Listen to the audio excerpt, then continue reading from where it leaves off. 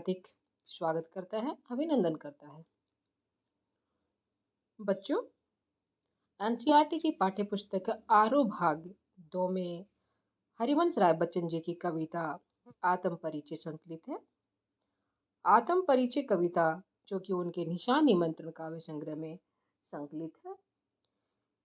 इस कविता के प्रश्न उत्तर अभी हम हल करेंगे।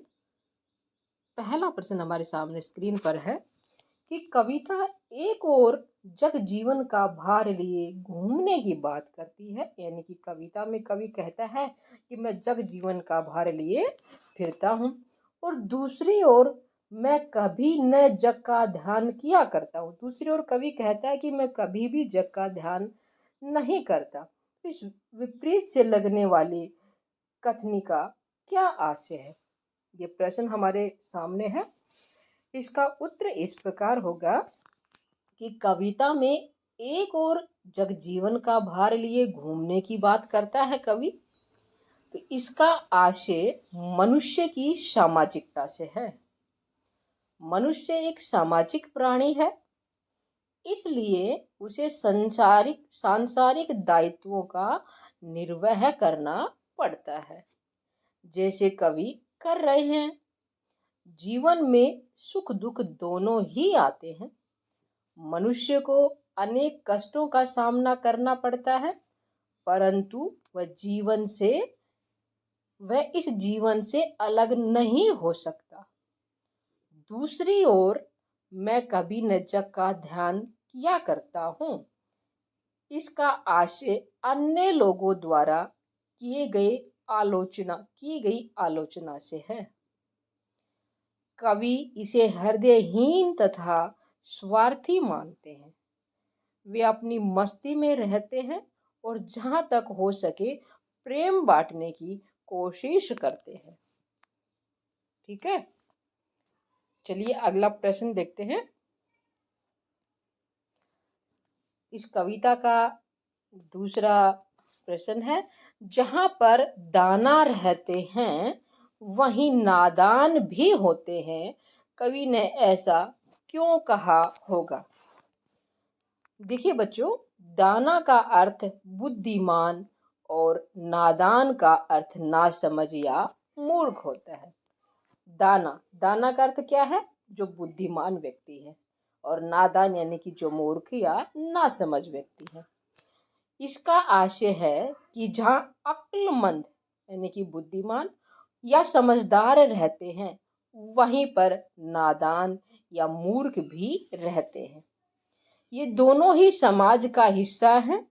नासमझ इस संसार के मोह माया जाल में फंसकर अपना जीवन बेकार में गंवा देते हैं, जबकि बुद्धिमान सत्य को जानकर संसार के माया जाल से स्वयं को दूर रखने का प्रयत्न करते हैं।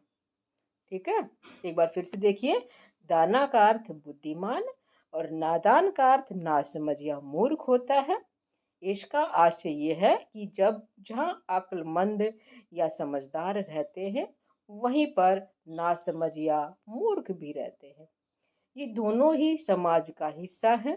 नासमझ इस संसार के मोह माया जाल में फंसकर अपना जीवन बेकार में गंवा देता है, जबकि बुद्धिमान सत्य को जानकर संसार के माया जाल से स्वयं को दूर रखने का प्रयत्न करता है।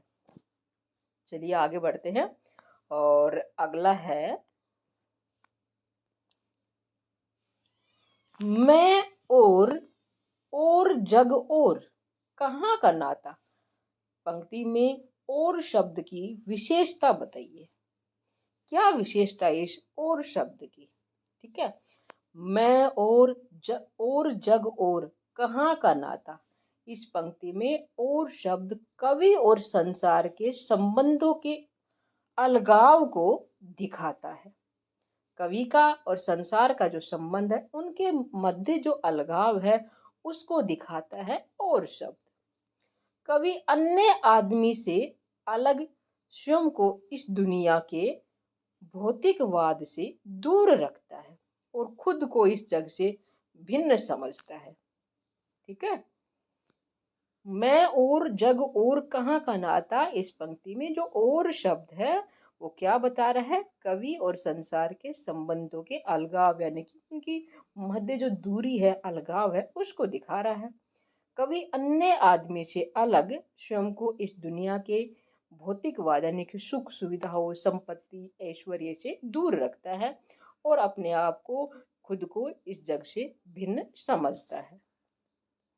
चलिए आगे बढ़ते हैं और आज की इस कविता का अंतिम प्रश्न है, शीतल वाणी में आग के होने का क्या अभिप्राय है? जहाँ एक और कवि की वाणी में शीतलता व प्रेम व्याप्त है, वहीं दूसरी ओर कवि को अपने प्रिय से वियोग होने की आंतरिक पीड़ा भी है। वह उस विरह वेदना को अपने हृदय में दबाए फिर रहा है। ये वियोग कवि के हृदय को सदा जलाता रहता है, जिससे उसके हृदय में आग पैदा होती है। यानी कि कवि को अपने प्रेमिका से दूर होने की, उससे विरह होने की पीड़ा है और यही पीड़ा उसके हृदय को जलाती है।